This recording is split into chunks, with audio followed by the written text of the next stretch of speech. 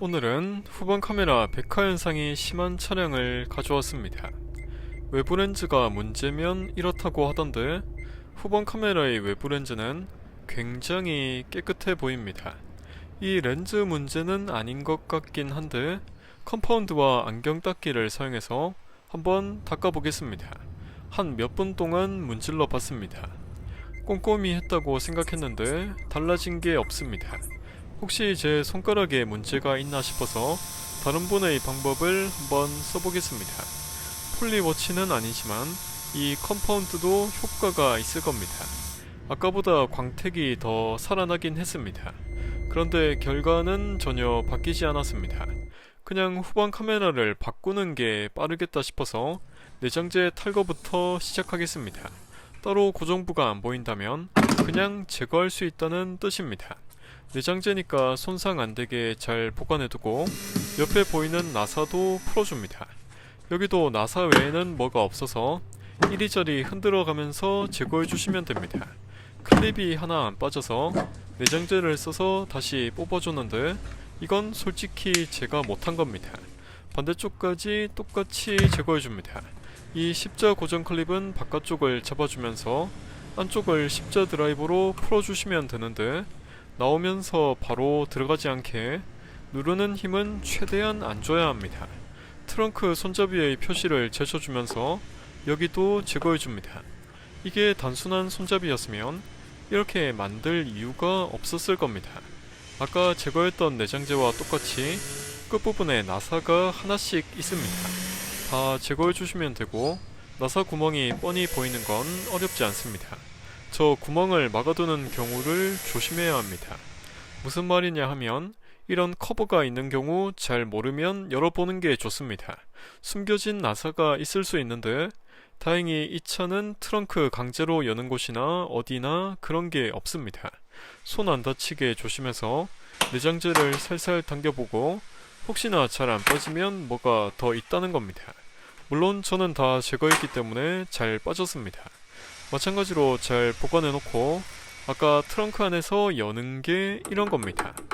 외부 가니쉬와 연결되는 부분을 찾아봤는데 끝부분에서부터 10mm 너트들로 고정되어 있습니다. 있을 것 같은데 없는 곳도 있고 없을 것 같은데 있는 곳도 많습니다. 말도 안 되는 곳에 너트를 놔두진 않았고 이전 작업자의 실수가 눈에 들어옵니다.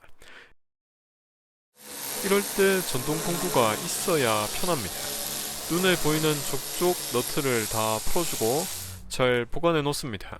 이제 가니쉬를 끝부분에서부터 조심스럽게 제거해줍니다.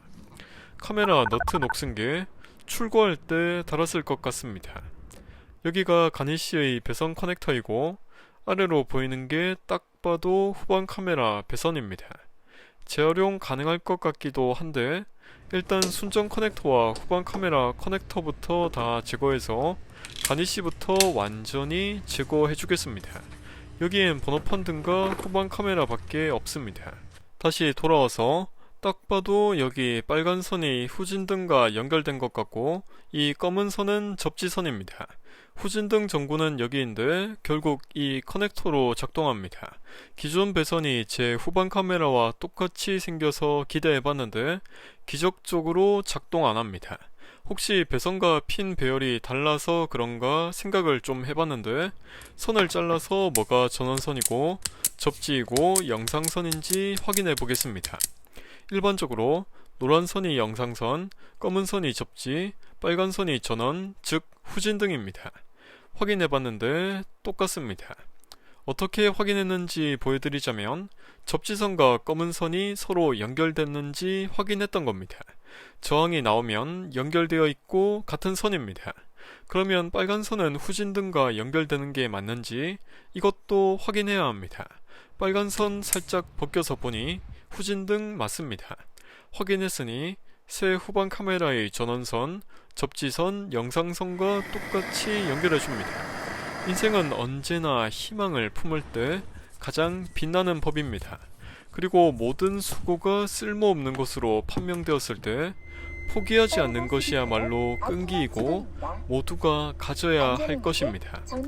혹시 후방 카메라가 처음부터 불량이었던 건 아니겠지 싶은데 설명서에 나오기로 다른 종류의 후방 카메라 배선은 작동 안 할 가능성이 아주 높다고 합니다.